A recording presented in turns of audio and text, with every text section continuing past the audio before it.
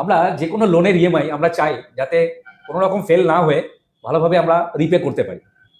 সে car loan হোক, home loan হোক। Car loan হলে 5 থেকে 7 বছরের জন্য টেনিওরে থাকে। আর যদি আমরা কোনো হোম লোন নিয়ে থাকি সেটা 20 বছর 25 বছর এরকম একটা টেনিওরে থাকে।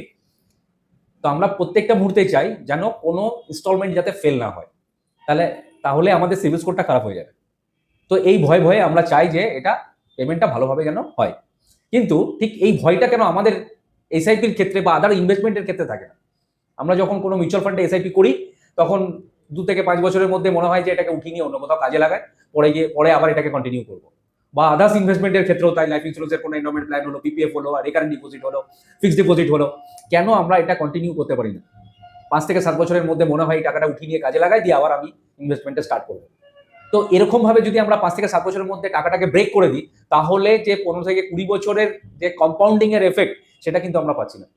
এবং আপনি একটু জাস্ট একটু রিসার্চ করে দেখবেন আপনার ফ্রেন্ড সার্কেলের মধ্যেই বা রিলেটিভের মধ্যে এমন খুব কম পার্সেন্টেজ মানুষকে দেখতে পারবেন যারা একটা এসআইপি আজ থেকে 15 বছর ধরে সেই সেম ফান্ডে কন্টিনিউ চালাচ্ছে।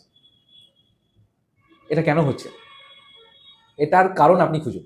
এটার কারণটা যদি আপনি ধরতে পারেন, বুঝতে পারেন, তাহলে আপনি আপনার এসআইপিটা কন্টিনিউ করতে পারেন।